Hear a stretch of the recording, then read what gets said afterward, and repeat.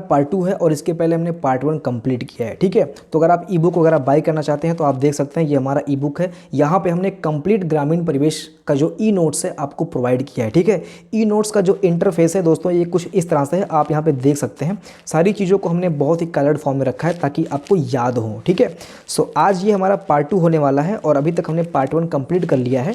अगर आप नए हैं तो आप पार्ट 1 देखिए एंड देन पार्ट 2 देखिए और कल आप पार्ट 3 भी देखिएगा। ठीक है, सो पार्ट 3 का कंटेंट हमने तैयार कर लिया है। पढ़ाने की बात है, पढ़ाने की देरी है तो आप लोग कंफ्यूज मत होना कि पार्ट 3 लेट से आएगा। कंटेंट तैयार है, कल परसों में आपको प्रोवाइड करा दिया जाएगा। ठीक है, तो आज हम देखने वाले हैं पार्ट 2। So let's start.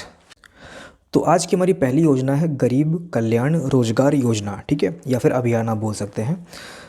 कोविड-19 महामारी के चलते प्रवासी मजदूरों के समक्ष उत्पन्न रोजगार की समस्या को ध्यान में रखते हुए प्रधानमंत्री नरेंद्र मोदी द्वारा 20 जून 2020 को गरीब कल्याण रोजगार अभियान की शुरुआत की गई थी। ठीक है, तो ये डेट याद रखना 20 जून 2020 को। और सबसे महत्वपूर्ण चीज़ आपको ये याद रखना है, ये डेट क्या मतलब, ये समय।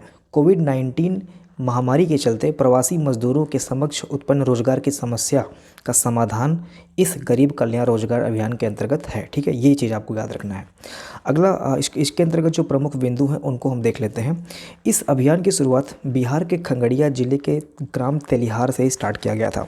तो यह योजना पहले कहाँ स्टार्ट किया गया था तो ये जानना ज़रूरी है। तो बिहार के खगड़िया जिले से ये योजना स्टार्ट की गई थी, ग्राम उतना ज़रूरी नहीं है। ठीक है, अगला पॉइंट है गरीब कल्याण रोजगार अभियान के अंतर्गत सरकार द्वारा लगभग 50,000 करोड़ रुपए का निवेश किया जाएगा। तो ये बजट आप याद रखना। इसके बाद में अगला है, यह 125 दिनों का अभियान होगा जिसे मिशन मोड के रूप में संचालित किया जाएगा। इस अभियान में 6 राज्यों, ये राज्य आपको याद रखना है कि कितने राज्यों में, ठीक है, इसको कितने राज्यों में इसको लागू किया गया है, ये शामिल किया गया है कितने राज्यों को। तो इसमें 6 राज्यों को शामिल किया गया है। राज्य उतने इंपॉर्टेंट नहीं है, लेकिन ये जो लिखा हुआ है ऊपर, गरीब कल्याण रोजगार अभियान के अंतर्गत प्रमुख रूप से कितने राज्यों को शामिल किया गया है, तो आपका आंसर होगा इस अभियान में 6 राज्यों को, यानी कि बिहार, उत्तर प्रदेश, मध्य प्रदेश, राजस्थान, झारखंड तथा उड़ीसा को शामिल किया गया है। ठीक है, आपका अगला पॉइंट है, इस अभियान में 12 विभिन्न मंत्रालयों को समन्वित किया जाएगा।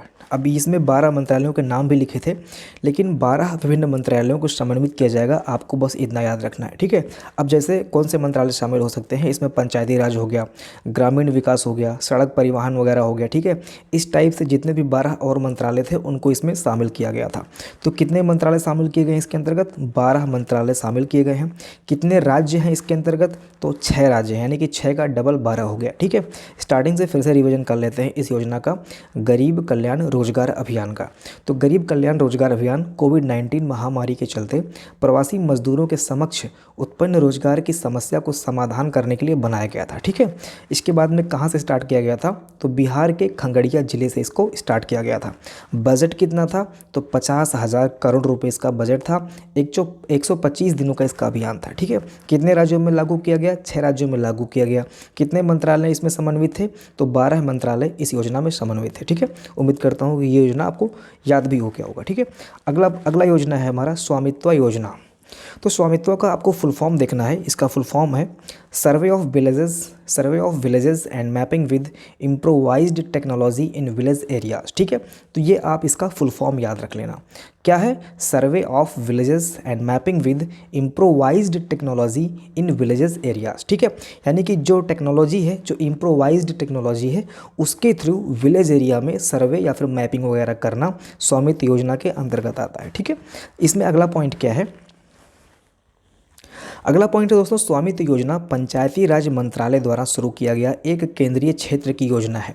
तो ध्यान देना, यह योजना जो है ये पंचायती राज मंत्रालय के द्वारा शुरू किया गया है। ठीक है, इसकी शुरुआत 24 अप्रैल 2020 को राष्ट्रीय पंचायत राज दिवस के अवसर पर की गई थी। ठीक है, तो कब की गई थी, पंचायत दिवस, यानी कि जो राष्ट्रीय पंचायत दिवस है 24 अप्रैल, इसी दिन इसकी शुरुआत की गई थी 2020 में। ओके, अगला पॉइंट है, इस योजना का उद्देश्य ग्रामीण क्षेत्रों में घर के मालिक को अधिकार अभिलेख, यानी कि रिकॉर्ड ऑफ राइट्स उपलब्ध कराना और प्रॉपर्टी कार्ड जारी करना है। यानी कि किस व्यक्ति का कौन सा ज़मीन है, उस ज़मीन पर उसका राइट्स, ठीक है, यानी कि कॉपीराइट, जैसे कंटेंट पे कॉपीराइट होता है, ऐसे ही ज़मीन पे उसका राइट्स उसको प्रोवाइड कराना है और इसके अंतर्गत एक कार्ड उसको जारी किया जाएगा जिसको हम प्रॉपर्टी कार्ड बोलेंगे, ठीक है। तो इस योजना का उद्देश्य ग्रामीण क्षेत्रों में घर के मालिक को अधिकार अभिलेख उपलब्ध कराना और प्रॉपर्टी कार्ड जारी करना है, ठीक है। अगला पॉइंट है, इस योजना को 4 वर्षों की अवधि में पूरे देश में लागू किया जा रहा है, यानी कि 4 वर्षों में पूरे देश में इसको लागू कर दिया जाएगा और अंततः इसके तहत देश के लगभग 6.62 लाख गाँवों को कवर किया जाएगा, यानी कि लगभग 6.25 लाख गाँवों को इसके अंतर्गत कवर किया जाएगा। कौन सी योजना है? यह है स्वामित्व योजना। फुल फॉर्म क्या है? Survey of villages and mapping with improvised technology in village area. जो मैंने बताया था कि विलेज एरिया में जो इम्प्रोवाइज्ड टेक्नोलॉजी है इसके थ्रू सर्वे वगैरह करना, मैपिंग वगैरह करना, ठीक है, ज़मीन का। अगला जो योजना है ये दोस्तों है आधा घंटा रोज़ फिटनेस का डोज। इसको हमने स्वास्थ्य कार्यक्रम में भी कवर किया था, तो ये कॉमन है, आपका केंद्र सरकार की योजना है, तो मैंने इसको यहाँ पे भी ले लिया है और ये चूँकि स्वास्थ्य से संबंधित है तो इसको हमने स्वास्थ्य में भी पढ़ लिया था। तो आधा घंटा रोज़ फिटनेस का डोज, इसको दोस्तों फिट इंडिया मूवमेंट के अंतर्गत शुरू किया गया था। ध्यान दीजिए, इसमें हमारा पहला पॉइंट है 29 अगस्त 2019 को प्रधानमंत्री द्वारा फिटनेस को हमारे दैनिक जीवन का अभिन्न अंग बनाने की दृष्टि से फिट इंडिया मूवमेंट शुरू किया गया था। तो ये फिट इंडिया मूवमेंट का आप डेट याद रख लेना कि 2019 में शुरू किया गया था मोदी जी के द्वारा, ठीक है। आपको पता है कि मोदी जी फिटनेस पे बहुत ध्यान देते हैं, जिम उम का इनका अक्सर वीडियो आता रहता है यूट्यूब वगैरह पे, वायरल होता है, ठीक है। इस अभियान के माध्यम से नागरिकों को प्रतिदिन कम से कम 30 मिनट की शारीरिक गतिविधि में इन्वॉल्व होना है, ठीक है। यही इस योजना का आह्वान है, यही इस योजना के थ्रू आह्वान किया जा रहा है, ठीक है। यानी कि पर डे हर एक व्यक्ति को 30 मिनट आपको एक्सरसाइज कम से कम करना ही चाहिए, कम से कम पर डे 30 मिनट आपको एक्सरसाइज करना ही चाहिए। इस योजना का यही उद्देश्य है। फिट इंडिया मूवमेंट जिसको हमने 2019 में मोदी जी ने स्टार्ट किया था, उसका ये अभिन्न अंग है, ठीक है। अगला है ऑपरेशन ग्रीन योजना, ठीक है, जिसको हम टॉप्स बोलते हैं शॉर्ट में। टॉप्स क्यों बोलते हैं अभी मैं बताऊंगा इसको। ऑपरेशन ग्रीन योजना, ठीक है। कृषि और संबद्ध उत्पादों में मूल्य वृद्धि और उनके निर्यात को बढ़ावा देने के लिए भारत के वित्त मंत्री ने बजट 2021 में ऑपरेशन ग्रीन योजना का दायरा बढ़ाते हुए इसमें 22 और उत्पादों को शामिल करने की घोषणा की। देखिए, इसमें आपको कंफ्यूज नहीं होना है, आपको देखिए 2 चीज़ें याद रखनी है इस योजना के अंतर्गत। पहली चीज़ ये याद रखनी है कि इस योजना को याद रखना है इसका नाम, ठीक है। नाम क्या है? ऑपरेशन ग्रीन योजना, जिसमें आप ये जो टॉप्स देख रहे हैं, टॉप्स का मतलब होता है टोमेटो, ओ का मतलब होता है onion and P for potato, ठीक है। पोटैटो मतलब आलू, टोमेटो मतलब टमाटर एंड ओनियन मतलब होता है प्याज। तो पहले क्या था, इस योजना के अंतर्गत सिर्फ 3 सब्जियों को शामिल किया गया था। इसके बाद में जो अपडेट किया गया 2021 में, ठीक है, उसमें क्या हुआ कि 22 नए उत्पादों को इसमें शामिल किया गया। तो आपको 3 चीज़ें याद रखनी है। एक तो इसका फुल फॉर्म याद कर लेना, ऑपरेशन ग्रीन योजना क्या है इसको पढ़ लेना, ठीक है, कि 22 नए उत्पादों को इसमें शामिल किया गया था स्टार्टिंग में, और बाद में इसमें स्टार्टिंग में 3 को शामिल किया गया था और बाद में इसमें 22 को और ऐड कर दिया गया। इसमें बस आपको इतना पढ़ना है, ठीक है। बाकी इसमें कोई बहुत ज़्यादा इसमें डिटेल नहीं है, ठीक है। अगला है पीएम वाणी योजना। पीएम वाणी योजना, इस योजना को प्रधानमंत्री वाईफाई एक्सेस नेटवर्क इनिशिएटिव के नाम से भी जाना जाता है, ठीक है। इसके अंतर्गत दोस्तों, अब जैसा कि आप यहाँ पे देख रहे हैं वाईफाई एक्सेस की बात हो रही है, यानी कि यहाँ पे इंटरनेट की बात हो रही है। तो पीएम वाणी योजना के अंतर्गत वाईफाई की सुविधा मुफ्त होगी। इस योजना के माध्यम से व्यवसाय को बढ़ावा मिलेगा। ऑब्वियस ही बात है, जब इंटरनेट मुफ्त होगा तो काफ़ी सारे लोग कनेक्ट होंगे और इससे जो साइबर कैफ़े वगैरह का व्यवसाय है, प्लस जो ई गवर्नेंस का मैटर है, ये सारी चीज़ें क्या होंगी, ग्रोथ पे जाएंगी। और क्या होगा कि रोजगार बढ़ेगा, जिससे क्या होगा कि आय में वृद्धि होगी और जीवन शैली में सुधार आएगा। तो पीएम वाणी योजना किससे संबंधित है? वाईफाई इंटरनेट से संबंधित है, नेटवर्क से संबंधित है पीएम वाणी, ठीक है। अगली जो योजना है यह है प्रधानमंत्री कुसुम योजना। हाल ही में सरकार ने पीएम कुसुम योजना के तहत फीडर स्तर के सौर संयंत्र लगाने के लिए दिशा निर्देश जारी किए हैं। यानी कि प्रधानमंत्री कुसुम योजना जो है ये सौर संयंत्र से संबंधित योजना है, ठीक है। किससे संबंधित है? सौर संयंत्र से संबंधित है। देखिए, कुसुम का मतलब होता है फूल, पुष्प, ठीक है। पुष्प की पर्यायवाची है कुसुम। तो फूल को जब तक पुष्प को जब तक सोलर एनर्जी नहीं मिलेगी तब तक वो फलेगा नहीं, फूलेगा नहीं, ठीक है। तो आप ऐसे ही समझ लेना कि कुसुम यानी कि फूल किससे संबंधित है? सूर्य से संबंधित है, यानी कि सोलर एनर्जी से संबंधित है। यहाँ पे क्या किया जाएगा? मेन उद्देश्य यहाँ पे है सोलराइजेशन करना, यानी कि ज़्यादा से ज़्यादा सौर संयंत्र डिस्ट्रीब्यूट करना, प्रोवाइड करना, ताकि लोग इसको लगाएं और जो कार्बन उत्सर्जन वगैरह होता है, ये सारी चीज़ों पे कंट्रोल पाया जाए। अब इसका लक्ष्य क्या है? इसका लक्ष्य दोस्तों है 30.8 गीगावाट बिजली उत्पादित करना। ठीक है, क्या है कि 30.8 गीगावाट बिजली उत्पादन इसका लक्ष्य है।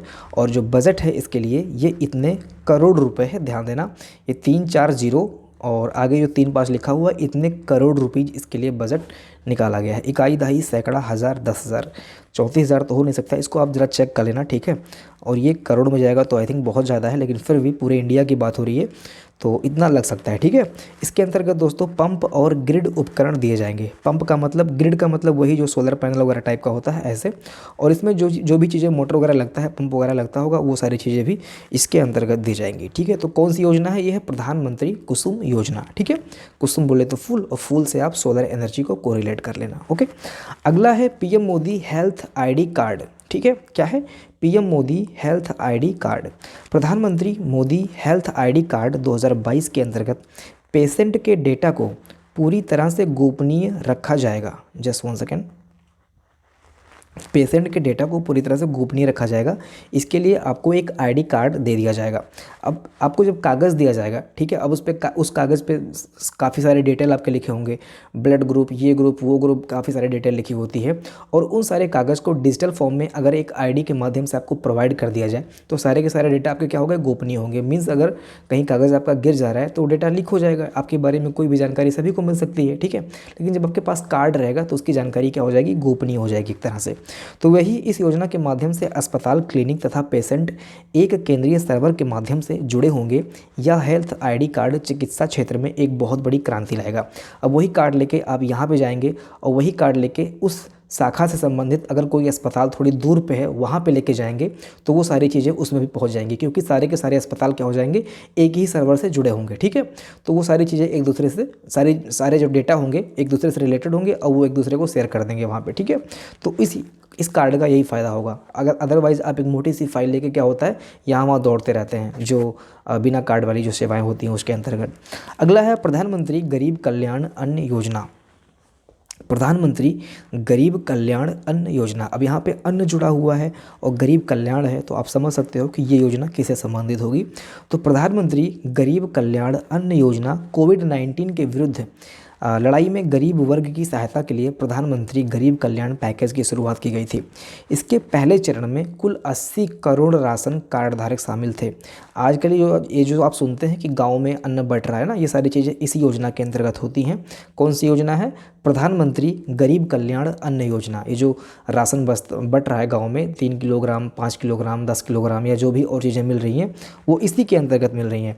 इसके पहले चरण में कुल 80 करोड़ राशन कार्ड धारक इसमें शामिल थे। ठीक है, इस योजना के तहत सार्वजनिक वितरण प्रणाली के माध्यम से पहले से ही प्रदान किए गए 5 किलोग्राम अनुदानित खाद्यान्न के अलावा प्रत्येक व्यक्ति को राष्ट्रीय खाद्य सुरक्षा अधिनियम 2013 के अंतर्गत 5 किलोग्राम अतिरिक्त गेहूं या चावल मुफ्त में उपलब्ध कराने के निर्देश जारी किए गए हैं। आपको पता होगा कि पहले 5 किलोग्राम मिलता था, ठीक है, लेकिन अभी चुनाव वगैरह आ गया है। ये सारी चीज़ें जब बाद में आप देख रहे होंगे इस टाइम पे क्या हो रहा है कि और सारे मटेरियल आपको प्रोवाइड किए जा रहे हैं गाँव में। तो वही चीज़ है कि थोड़ा सा इसको अपडेट कर दिया गया है और राष्ट्रीय खाद्य सुरक्षा अधिनियम के अंतर्गत इसमें 5 किलोग्राम और एक्स्ट्रा मटेरियल आपको जोड़ के दिया जा रहा है। ठीक है, खाद्यान्न सुविधाएं जो भी होती हैं एक्स्ट्रा जोड़ के दिया जा रहा है। ठीक है, अब वे कितना आ रहा है इसमें देख लेते हैं। 1 से लेकर 5वें चरण में लगभग 2.6 लाख करोड़ रुपए तक का खर्चा इस पे हो चुका है। ठीक है, इतना सरकार ने खर्च किया है। कितना? लगभग 2.5 लाख करोड़ रुपया इस पर खर्चा हुआ है। किस पे? प्रधानमंत्री गरीब कल्याण अन्न योजना। ठीक है, तो यही है इस योजना का मेन सार। ठीक है, आपको इतना ही पढ़ना है इसमें। इसके बाद में है अंत्योदय अन्न योजना। केंद्र सरकार ने 25 दिसंबर 2000 को अंत्योदय अन्न योजना को शुरू किया है। खाद्य एवं नागरिक आपूर्ति विभाग द्वारा इसका संचालन किया जाता है।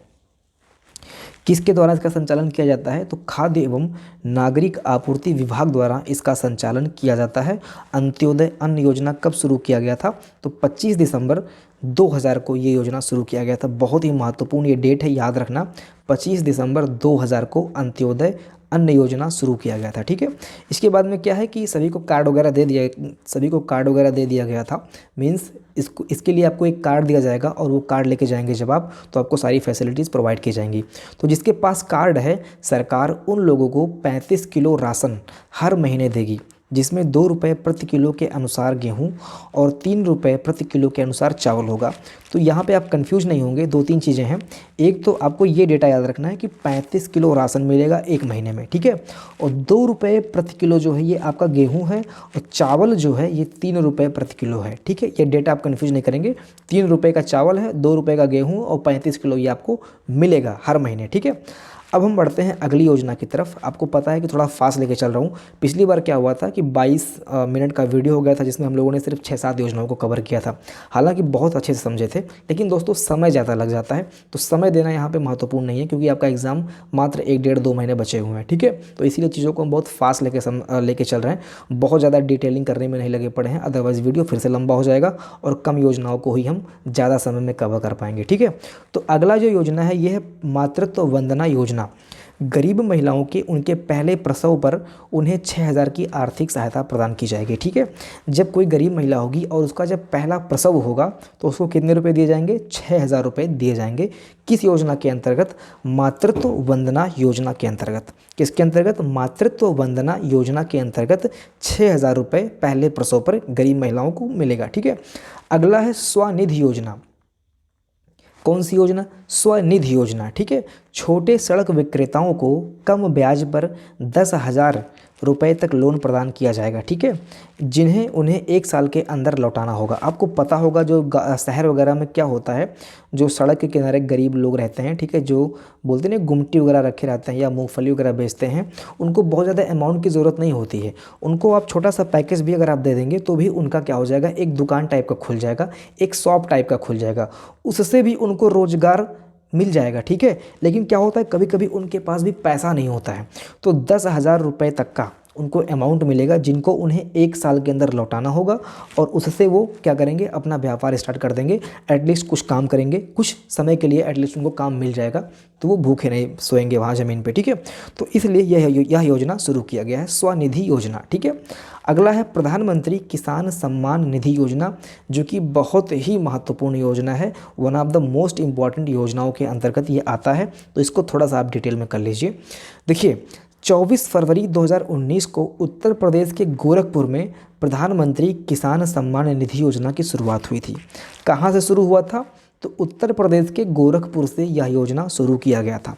कब? 2019 में 24 फरवरी को, ठीक है। अगला पॉइंट है दोस्तों, मौजूदा वित्तीय वर्ष के केंद्रीय बजट में प्रधानमंत्री किसान सम्मान निधि योजना के लिए 75,000 करोड़ रुपए की राशि प्रदान की गई है, ठीक है। कितनी राशि प्रदान की गई है? मौजूदा केंद्रीय बजट, यानी कि जो अभी बजट आया है इस पे नहीं, इसके पहले जो आपका बजट आया था उसकी बात हो रही है। यानी कि तब के बजट में इसको लेके 75,000 करोड़ रुपए की राशि प्रदान की गई है पीएम किसान योजना के अंतर्गत, ठीक है। इसको हम पीएम किसान योजना शॉर्ट में बोलते हैं, और फुल फॉर्म इसका क्या है? प्रधानमंत्री किसान सम्मान निधि योजना, ठीक है। अगला पॉइंट है दोस्तों, इस योजना के तहत पात्र किसान परिवारों को प्रतिवर्ष 6,000 रुपये की दर से प्रत्यक्ष आय सहायता प्रदान कराई जाती है। ध्यान देना, यहाँ पे जो प्रत्यक्ष आय लिखा हुआ है ना, इस पे ध्यान देना, ठीक है। मतलब डायरेक्ट आपके अकाउंट में पैसा आता है। ऐसा नहीं कि आपको ड्राफ्ट दिया जाएगा, ऐसा नहीं कि आपको जाके उनसे मिलना होगा, जाके प्रधान से मिल लो, जाके ब्लॉक बीडीओ से मिल लो, ठीक है। ऐसा कुछ नहीं है, क्योंकि आप जाएंगे तो आपका पैसा कहीं ना कहीं 6,000 का आपको कुल मिला के 2-3 हज़ार रुपये मिल जाएगा। लेकिन क्या है कि इसके अंतर्गत डायरेक्ट आपके अकाउंट में 6,000 रुपये आएगा, और वो 6,000 रुपये दोस्तों एक बार में नहीं आएगा। जैसा जैसा आप खेती करते जाएंगे, ठीक है, इसको क्या किया गया कि 3 बार में दिया जाता है, यानी कि हर चौथे महीने पे आपको 2,000 रुपये दिया जाएगा, ठीक है।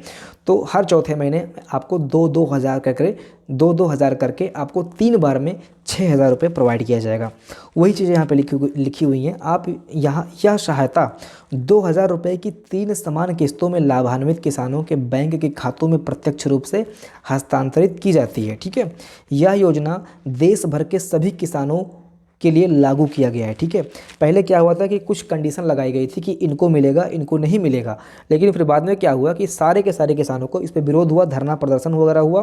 फिर क्या हुआ कि सरकार ने क्या कहा कि सभी किसानों के लिए यह योजना है, यानी कि किसी के पास खेती बाड़ी कितनी है उससे मतलब नहीं है, सारे लोगों को 6,000 रुपये मिलेगा, ठीक है। इस योजना पर अनुमानतः 75,000 करोड़ रुपये का वार्षिक व्यय आएगा, यानी कि एक साल में इस पर कितना खर्चा आएगा, 75,000 करोड़ रुपया खर्चा आएगा। इस डेटा को जरूर याद रख लेना, ठीक है। 75,000 करोड़ रुपया खर्चा आएगा, 2,000 करके 3 बार में आपको मिलेगा, एक साल में 6,000 रुपया मिलेगा, ठीक है। बस, और ये एक चीज़ याद रखना है आपको कि गोरखपुर में यह योजना शुरू किया गया था, उत्तर प्रदेश के गोरखपुर जिले से यह योजना शुरू किया गया था, ठीक है। अगला है प्रधानमंत्री फसल बीमा योजना।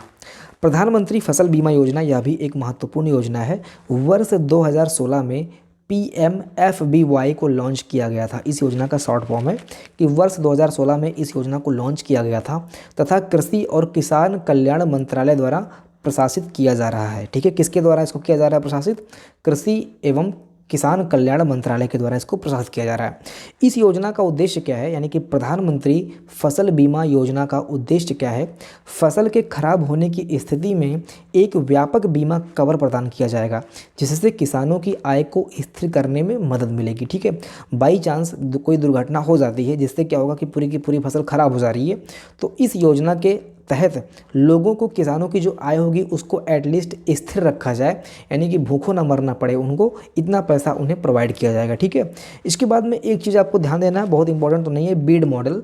सरकार फसल बीमा योजना के बीड मॉडल को लागू करने पर विचार कर रही है।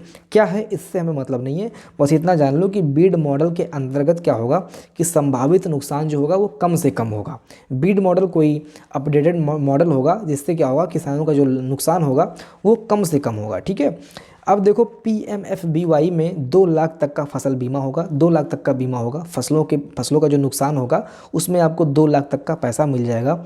और इसके अंतर्गत जो बजट आपका एलोकेट हुआ है यह है 8800 करोड़ रुपए। कितना है? 8800 करोड़ रुपया इस योजना के अंतर्गत आपका बजट निर्धारित किया गया है, ठीक है। तो आपको बस इतना याद रखना है कि व्यापक बीमा कवर करने के लिए इस योजना का शुभारंभ किया गया। 8800 करोड़ का इसका बजट है और 2 लाख रुपए तक की इसकी बीमा योजना है। इसमें बस आपको इतना ही पढ़ना है, ठीक है। अगला पॉइंट है दोस्तों, प्रधानमंत्री किसान मान धन योजना। ये भी बहुत ही महत्वपूर्ण योजना है, मोस्ट इंपॉर्टेंट योजना के अंतर्गत ये भी आता है, प्रधानमंत्री किसान मान धन योजना। ध्यान देना कि वो जो सम्मान निधि योजना था और मान धन योजना है, इसमें अंतर है। जब भी दोनों योजनाओं में से आप कंफ्यूज होंगे तो आप ध्यान देना कि जब सम्मान निधि की बात होगी तो उसमें 6,000 रुपये की बात हो रही है, और मान धन की जब बात होगी तो यहाँ पे अभी हम बात करते हैं, इसको हम देखते हैं इसमें क्या लिखा हुआ है, ठीक है। देखिए, PM किसान मानधन योजना की शुरुआत प्रधानमंत्री नरेंद्र मोदी ने 12 सितंबर 2019 को की थी। कब की थी? 12 सितंबर 2019 को की थी।